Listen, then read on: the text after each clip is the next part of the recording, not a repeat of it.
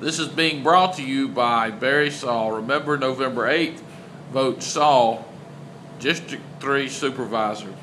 I'm joined now by head coach Keith Braddock of the Northeast Jones Tigers. This week, the Tigers will play the Laurel Golden Tornadoes for the Region 5 4A Championship. Coach, talk about this game and what it means to you, your football team, and the school, a shot at winning the division title for the first time since 2001. Well, it brings a lot of, publicity to us, and it's, positive publicity, which is something we all, enjoy having with so much negativity going around these days. It's a great opportunity.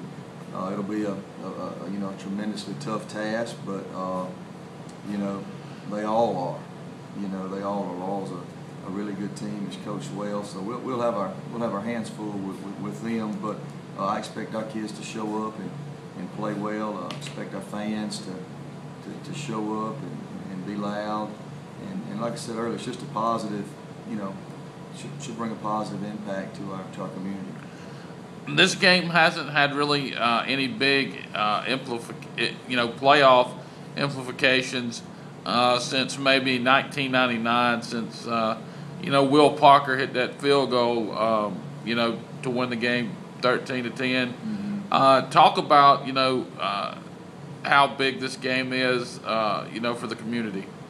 Well, like I said, it's huge. It's it's an opportunity for bragging rights.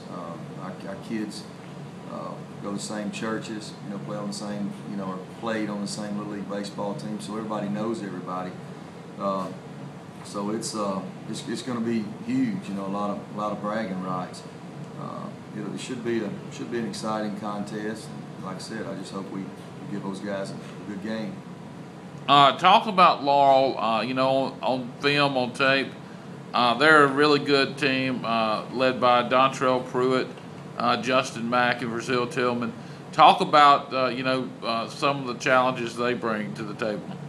Well, obviously, those you just mentioned is the big challenge, and it's the one that glares at you, is how good and how skilled they are offensively. You don't hear much about their O-line, and they're, because they're kind of under the radar, but they got a really, really big O-line. But I think the one thing that sticks out when you start really breaking film down and watching film is how good they are on defense. I mean, it's obvious that number 6 is really good. It's obvious that number 1, Pruitt, is really good, and he's the leader in the running back. All those things, and they got a great kicker. That's all obvious, and they score a lot of points. But people are, mistaken about how good they are on defense, and they do a really good job in all 3 phases of the game. Like I said earlier, I think it'll come down to who holds on to the football and who can make the plays at the given time. Talk about as a player here, do you have a game against Laurel that you remember that sticks out in your head? The year, I think my senior year, we played Laurel out here, and I'm not saying that's actually the game that sticks out, but that one stays in my mind. They were really, really, really good.